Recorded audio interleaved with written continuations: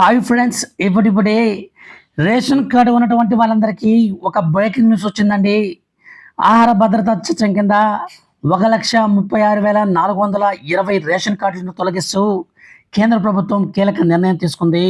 వీడియోలోకి వెళ్ళి పూర్తి వివరాలు తెలుసుకుందాం. ఎవరెవరి రేషన్ కార్డు అనేది డిలీట్ చేస్తున్నారు, ఏ రీజన్ చేత డిలీట్ చేస్తున్నారు, మీ రేషన్ కార్డు అనేది యాక్టివ్లో ఉందో ఇన్యాక్టివ్లో ఉందో పూర్తి వివరాలు తెలియజేస్తాను. ఇంతవరకు మీరు సబ్స్క్రైబ్ చేసుకోకుండా చూస్తుంటే దయచేసి సబ్స్క్రైబ్ చేసుకోండి. సెంట్రల్ గవర్నమెంట్ నుంచి ఏ చిన్న అప్డేట్ వచ్చినా సరే మిస్ అవ్వకుండా తెలుసుకోవాలి అంటే మన ఛానల్ని సబ్స్క్రైబ్ చేసుకొని రెగ్యులర్గా ఫాలో అవుతుండండి.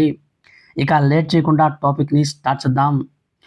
జాతీయ ఆహార భద్రతా చట్టం కింద బీపీఎల్ రేషన్ కార్డుదారులకు దిమ్మ తిరిగే షాకింగ్ న్యూస్ అయితే వచ్చిందండి.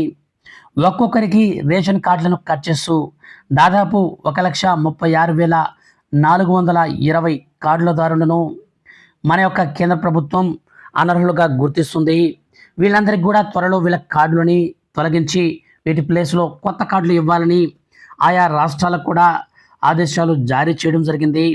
దీని ప్రకారం చూస్తే జాతీయ ఆహార భద్రతా చట్టం కింద 1,36,420 మంది కార్డుదారులు 6 నెలలుగా రేషన్ తీసుకోవడం లేదని కేంద్ర ప్రభుత్వం గుర్తించింది.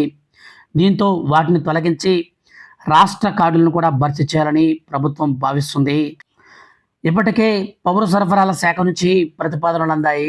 మరోవైపు రేషన్ దుకాణాల్లో ప్రతి నెల కూడా బియ్యంతో పాటు చక్కెర, కందిపప్పు, గోధుమ పిండి, జొన్నలు, రాగులు, సజ్జలతో కూడా పంపిణీ చేసేలా చర్యలు తీసుకోవాలని అధికారులను పౌర సరఫరాల శాఖ డిపార్ట్మెంట్ ఆదేశాలు జారీ చేసింది. ఈ నేపథ్యంలో కేంద్రం నుంచి వచ్చినటువంటి ఈ యొక్క వార్తతో రేషన్ కార్డుదారుల్లో ఆందోళన నెలకొంది. ఎవరైనా సరే 6 నెలల పాటు రేషన్ తీసుకోకపోతే ఖచ్చితంగా మీ కార్డులు తొలగించబడతాయని కేంద్ర ప్రభుత్వం మరోసారి హెచ్చరికలు జారీ చేసింది. ఈ నేపథ్యంలో మీరు ఇప్పటి వరకు రేషన్ కనుక తీసుకోకుండా నిర్లక్ష్యం చేస్తుంటే వెంటనే వెళ్ళి రేషన్ తీసుకోండి, లేదంటే మీ కార్డు అనేది క్యాన్సిల్ అయిపోతుంది. ఫ్రెండ్స్, వీడియో నచ్చితే లైక్ చేయండి. ఇలాంటి మరిన్ని లేటెస్ట్ అండ్ జెన్యూన్ అప్డేట్స్ కోసం వెంటనే సబ్స్క్రైబ్ చేసుకొని ఫాలో అవుతుండండి. Thank you for watching.